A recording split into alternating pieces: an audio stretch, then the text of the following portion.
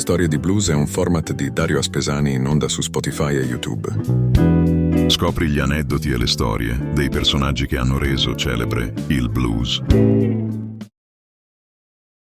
Bentrovati ad un nuovo appuntamento con Storie di Blues. Oggi andremo a scavare nei meandri del jazz e del blues con una figura emblematica, a mio avviso. Parliamo di Lonnie Johnson, quello che è stato considerato dalla critica degli anni 50, degli anni 60, ma anche da tanti musicisti, come il musicista sopraffino, delicato, di alta qualità, con una melodia limpida, con un modo di suonare la chitarra speciale, particolare, molto ricco di acciaccature, per utilizzare un termine legato alla musica classica, e un gusto unico. Lonnie Johnson scrisse tantissime canzoni e collaborò con tantissimi artisti.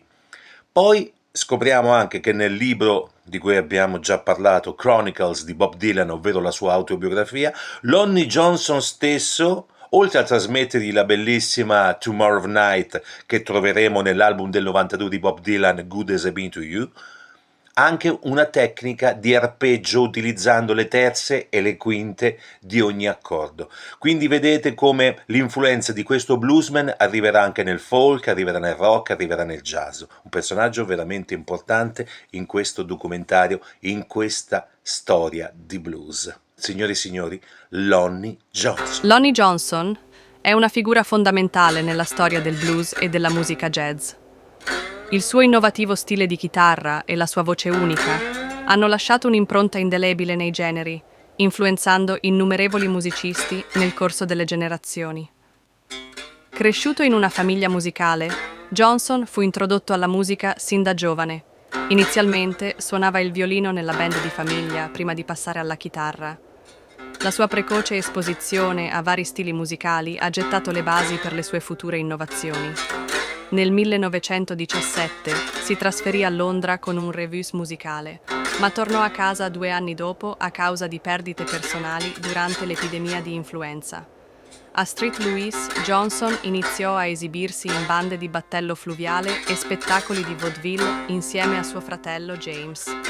La sua grande occasione arrivò nel 1925, quando vinse un concorso di talenti al Booker T. Washington Theatre, portandolo a un contratto discografico con la OK Records. Questo segnò l'inizio di una carriera discografica prolifica che sarebbe durata diversi decenni. Stile musicale e contributi.